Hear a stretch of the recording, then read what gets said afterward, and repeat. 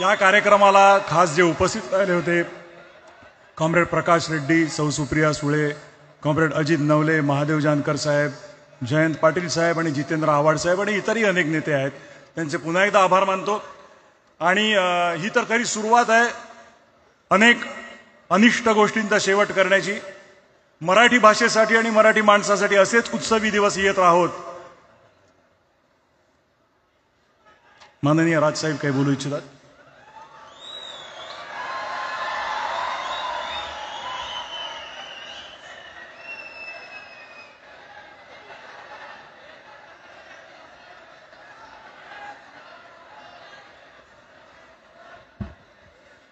मला माफ करा, मगाशी माझ्या भाषणामध्ये त्या ओघात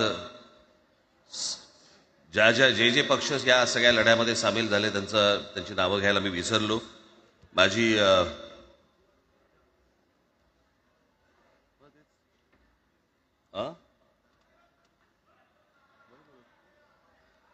माझी विनंती आहे, कॉम्रेड प्रकाश रेड्डी आपण कुठे आहात?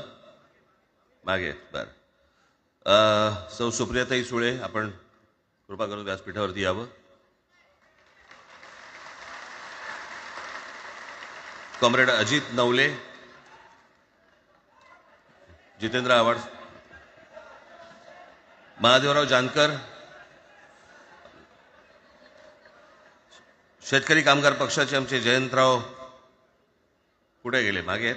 बरं, आपण व्यासपीठावरती यावं सर्वांनी.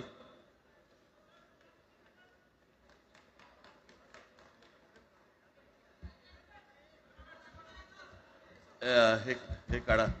ए साहेब,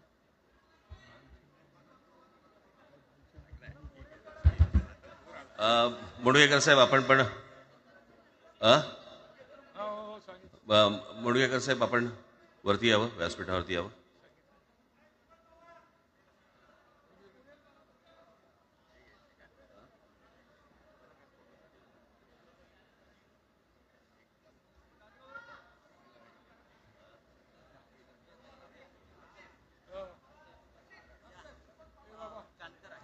दीपक पवार इथे आहेत का? त्यांनी कृपया मंचावरती यावं. दीपक पवार.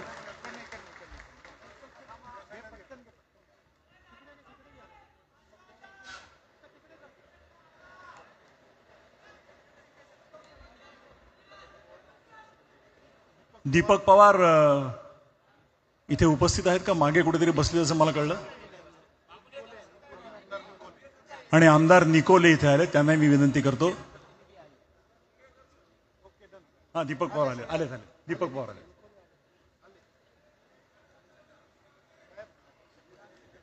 तर मंडळी, ही मी मगाशी म्हटलं तसं सुरुवात आहे.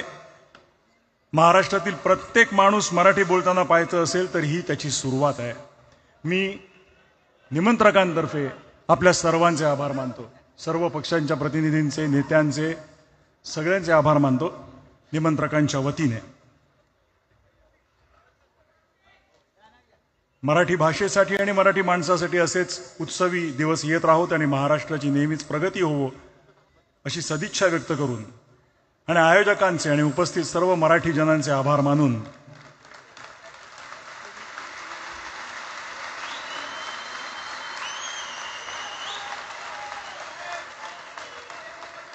मी मगाशी सुरुवातीला जो म्हणालो हा एक महत्वाचा ऐतिहासिक क्षण आहे.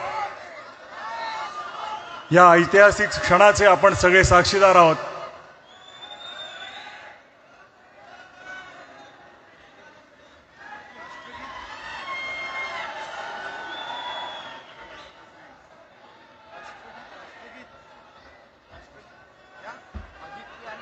आणि माननीय आदित्य ठाकरे आणि अमित ठाकरे इकडे, त्यांनी कृपया मंचावरती यावं. आणि तेजस ठाकरे यांनी यावं.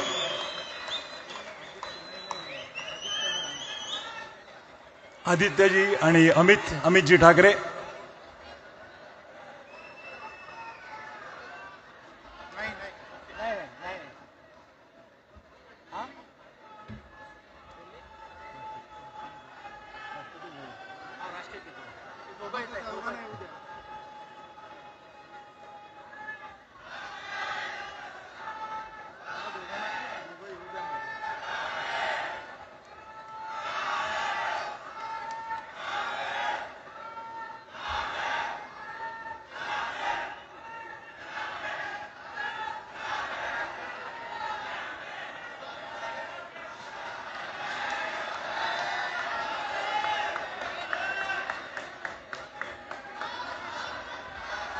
आणि हो, संजयजी राऊत इकडे उपस्थित आहेत, त्यांनी इथे यावं.